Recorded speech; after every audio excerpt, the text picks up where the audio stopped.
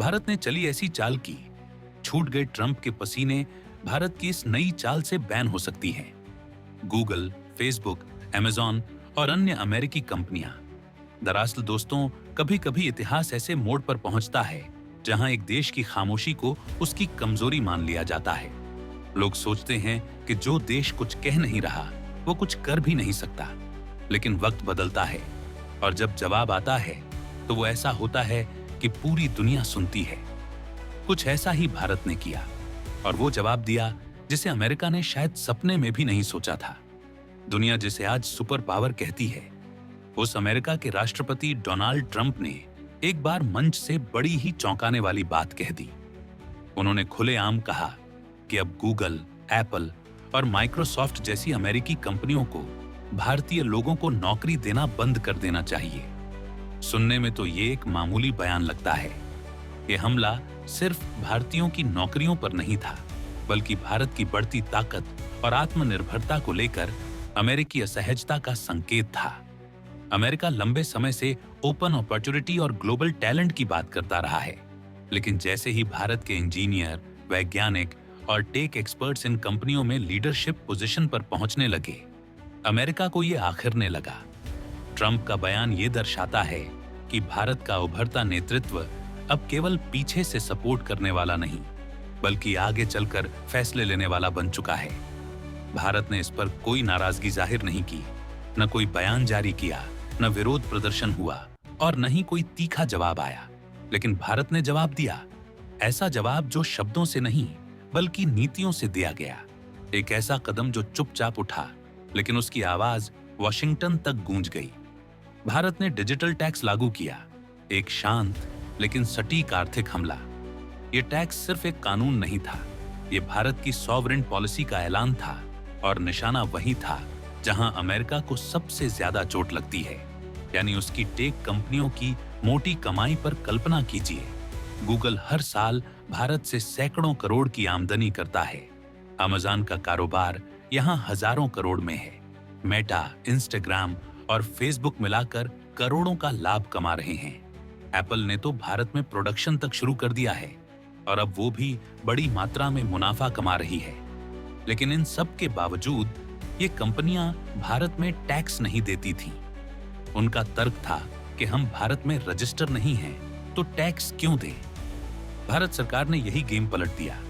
साल 2020 में एक नई नीति आई जिसे डिजिटल इक्वलाइजेशन लेवी कहा गया। इसके तहत दो सख्त प्रावधान रखे गए। पहला, विदेशी कंपनियां जो भारत में डिजिटल विज्ञापन बेचती हैं, उन्हें 6% टैक्स देना होगा। दूसरा, वे कंपनियां जो भारत में डिजिटल प्रोडक्ट या सेवाएं ऑफर करती हैं, उन्हें 2% टैक्स देना होगा। सरकार ने साफ कहा कि अगर आप भारत के नागरिकों से मुनाफा कमा रहे हैं, तो टैक्स भी यहीं देना होगा, चाहे आपका हेडक्वार्टर कहीं भी हो। यही नीति अमेरिका को बुरी तरह चुभ गई। वॉशिंगटन में अचानक हड़कंप मच गया। ट्रंप को लगा जैसे किसी ने उनकी जेब में हाथ डाल दिया हो। और फिर अमेरिका ने अपनी वही पुरानी अमेरिकी रणनीति चली। टैरिफ की धमकी, दबाव की राजनीति और WTO में शिकायत। अमेरिका ने वर्ल्ड ट्रेड ऑर्गेनाइजेशन में कहा कि भारत का डिजिटल टैक्स पक्षपाती है और अमेरिकी कंपनियों को टारगेट करता है। लेकिन भारत ने वहां भी शांत स्वर में लेकिन बेहद प्रभावशाली तर्क रखे। भारत ने कहा कि हम ये नहीं देख रहे कि पैसा भारत के ग्राहकों से आ रहा है। अगर आप इस देश में कमाते हैं तो टैक्स भी यही देना होगा। WTO ने भारत के स्टैंड को सही माना और फैसला भारत के पक्ष में सुनाया। ये सिर्फ कानूनी जीत नहीं थी, बल्कि ये उस भारत की जीत थी जो अब किसी दबाव में अपनी नीतियां नहीं बदलता। अब जरा भारत की डिजिटल ताकत पर एक नजर डालिए। भारत आज दुनिया का सबसे बड़ा इंटरनेट यूजर बेस है। हमारे यहाँ हर दिन 70 करोड़ से ज्यादा लोग इंटरनेट का इस्तेमाल करते हैं और अगले कुछ सालों में ये संख्या 100 करोड़ पार कर सकती है। गूगल और मेटा के लिए भारत सबसे बड़ा बाजार है। अमेज़न की सबसे तेज ग्रोथ इंडिया में ही हो रही है। एप्पल ने भारत में आईफोन बनाना शुरू कर दिया है। यानी भारत अब सिर्फ एक ग्राहक नहीं, बल्कि एक ग्लोबल टेक पार्टनर है। इसलिए जब भारत ने नियम बनाए तो उन्हें नजरअंदाज करना मुमकिन नहीं था। डिजिटल टैक्स लागू होने के बाद 119 विदेशी कंपनियों को इसकी जद में लाया गया, जिनमें से 72 केवल अमेरिका से थी। सोचिए, अमेरिका की इतनी सारी कंपनियां जो भारत से हर साल हजारों करोड़ कमा रही थीं, अब उन्हें यहां टैक्स देना पड़ रहा है। ट्रंप ने प्रतिक्रिया दी, कहा कि अगर भारत पीछे नहीं हटा तो अमेरिका भारत से आयात होने वाले उत्पादों पर टैरिफ बढ़ा देगा। लेकिन भारत ने साफ कर दिया कि टैक्स नीति बदली नहीं जाएगी, चाहे कोई भी धमकी दे। और नतीजा ये हुआ कि भारत की विदेश नीति का एक ऐतिहासिक मोड़ था। पहली बार एक विकासशील देश ने अमेरिका जैसी महाशक्ति को उसकी शर्तों पर नहीं, बल्कि अपनी शर्तों पर व्यापार करने पर मजबूर कर दिया। न कोई गुस्सा, न कोई उग्रता, सिर्फ समझदारी, आत्मविश्वास और नीति के जरिए भारत ने अपना रास्ता खुद बनाया। आज भारत सिर्फ टेक्नोलॉजी का उपयोग करने वाला देश नहीं है, अब वो उसे गढ़ने वाला और उससे जुड़ी नीतियां तय करने वाला राष्ट्र बन चुका है। यूरोपियन यूनियन, ब्राजील और कई अन्य देश भारत की इस नीति की तारीफ कर रहे हैं और इसी मॉडल को अपनाने की सोच रहे हैं। उनका यही मानना है कि आज तक वो कभी अमेरिका के खिलाफ नहीं गए, लेकिन पिछले एक दशक में भारत में पता नहीं कौन सा जादू हुआ है कि वो अपने देश के लोगों की भलाई प्रायोरिटी दे रहा है। अब ऐसी बात कि डेवलप्ड नेशन से भारत के लिए सुनना अपने आप में बहुत बड़ी बात है, क्योंकि जहां एक तरफ दुनिया के सभी देश अमेरिका की बात इसलिए मानते हैं कि कहीं अमेरिका उनके प्रोडक्ट्स पर टैरिफ न लगा दे। पाकिस्तान इसका जीता जागता उदाहरण है, जो अमेरिका की जी हुजूरी करने से बाज नहीं आता।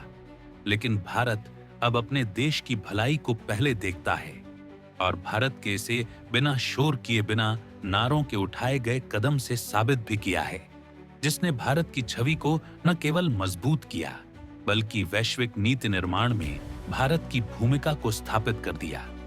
भारत के इस कदम से अमेरिका भी हैरान है कि आखिर भारत के पास इतनी ताकत आई कहां से, जो अमेरिका की आंख में आंख डालकर बात कर रहा है।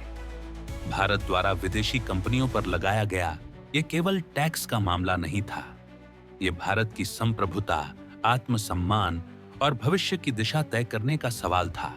और भारत ने ये साबित कर दिया कि अब वो केवल नियम मानने वाला देश नहीं, बल्कि नियम बनाने वाला राष्ट्र है। वैसे आपको क्या लगता है, क्या भारत को अपनी डिजिटल टैक्स नीति और भी मजबूत करनी चाहिए, या फिर अमेरिका की दबाव नीति का जवाब इसी आत्मविश्वास से देना चाहिए? अपनी राय नीचे कमेंट में जरूर लिखें। वीडियो पसंद आई हो तो वीडियो को लाइक करें, अपने दोस्तों के साथ शेयर करें और ऐसी ही और वीडियो के लिए इस चैनल को सब्सक्राइब करके बेल आइकॉन को भी ऑन कर लें। जय हिंद, जय भारत।